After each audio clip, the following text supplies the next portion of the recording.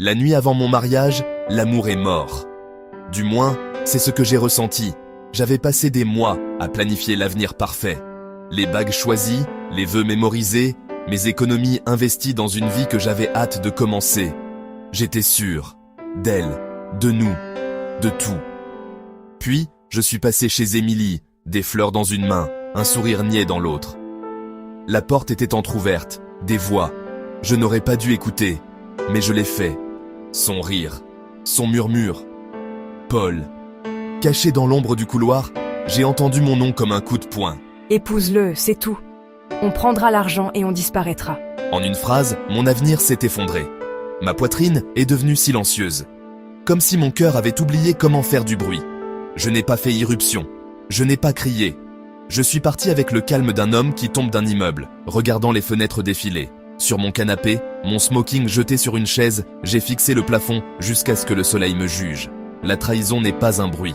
C'est un silence qui pèse une tonne. Et puis, Sarah, ma meilleure amie. Celle qui répond vraiment à 5 heures du matin. Elle n'a pas dit « je te l'avais bien dit ».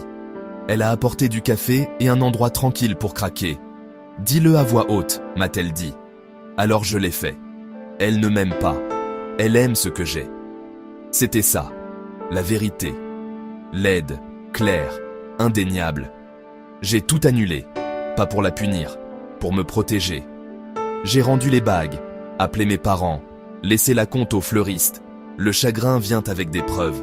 Les jours se sont transformés en petites routines, promenades, journal intime, thérapie, apprendre la différence entre être choisi et être pratique. Sarah a continué à être là, me rappelant que l'amour n'est pas un contrat, c'est une attention que l'on ressent quand personne ne regarde. Alors, peut-on encore croire en l'amour après avoir été aimé pour de mauvaises raisons? Oui, mais pas l'amour qui a besoin d'une preuve de revenu. L'amour qui remarque ton silence, qui reste quand la pièce n'est pas jolie, qui ne demande rien d'autre que la vérité. Je n'ai pas perdu l'amour, j'ai perdu un mensonge. Et c'est le premier cadeau honnête que je me suis fait depuis des années. Si ton cœur vient de se briser, respire. Laisse ce qui est faux s'en aller. Ce qui reste, c'est là que l'amour recommence.